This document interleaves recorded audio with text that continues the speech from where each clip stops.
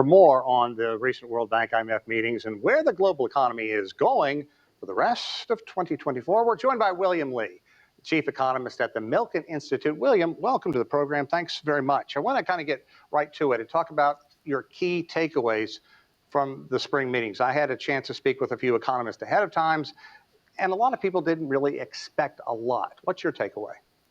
It sounds like the IMF is confirming everyone's view that we have a Goldilocks economy. We're getting a soft landing. We're starting to tame inflation. It's dropped from 9% down to closer to 3%. We hope it's going to go toward 2% by the end of 2025. The IMF actually is very concerned with what's going on in the long run. Are people's standards of living going to grow or are they going to stagnate? And I think that's the key. One of the key takeaways is that we need to deal with the declining population because that's really the source of global growth.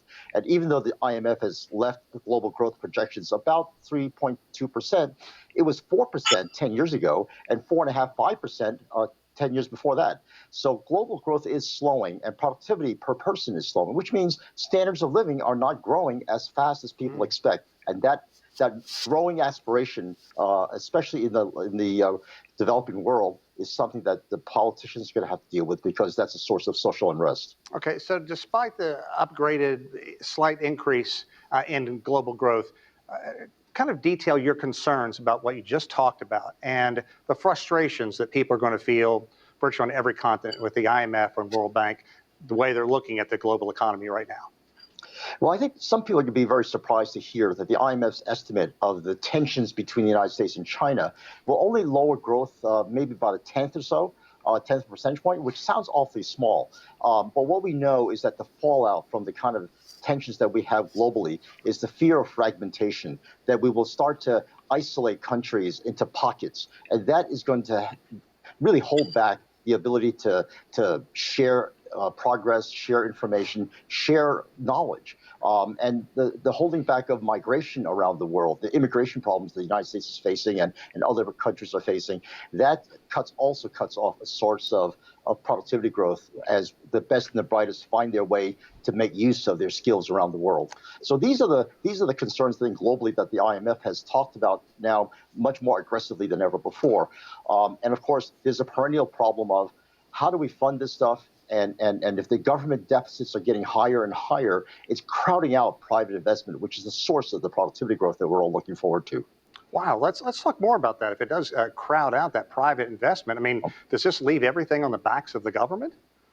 Well, it leaves the possibility of getting enough capital to fund the progress that we need and fund the investments that we need on the backs of government to not use up all of our money. And I think one of the problems the government is facing is that they're saying, well, we got to provide all these services to people, and so we need to have spending in order to redistribute income from the rich to the poor. And I think the counterpoint to that is, well, if you let the poor get good jobs and have higher incomes, they will be able to bootstrap themselves quite effectively and quite rapidly because, as you all know, the government programs have a lot of waste built into them, and no one spends their money as well as the people themselves. Yeah, that's absolutely true. Also, to paraphrase the chair of the IMF, clearly the legacy of the 2020s are in the crosshairs. Will it be tepid? Will it be turbulent? Or will this be a time that the world can kind of refocus and make this a more prosperous decade? So what about the global policy agenda, rebuilding these fiscal buffers and reviving growth prospects? That's absolutely the key question, Sean. The IMF right now has been telling every country around the world for the last 10 years, get your house in order. Get rid of some of these wasteful programs. Focus your spending on the things that could help your people. And of course, the reply to that is, well, that's everyone's doing that. The other countries are the ones with the wasteful programs, not me. And so you have this difficulty of having the private sector starve for funds because governments are growing bigger and bigger relative to the size of the economies, and they're grabbing more and more of the share of resources. And I think one of the things that we've noticed periodically are tax revolts, right? I mean, the Reagan Revolution and even Trump himself represented a revolt on the part of people saying, hey, enough is enough. We have too much government.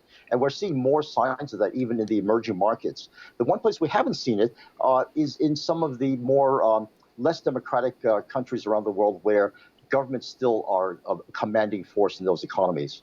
Right. You know, I came back recently from China, was there for about a month, and a lot of people are there talking about its economy and clearly Yeah. talking about the 5.2% last year, the fact that China wants 5% this year, and wonders why the rest of the world is looking at them as dragging down the global economy. So let's talk about China's economy. It was stronger than expected in the first Yeah. quarter.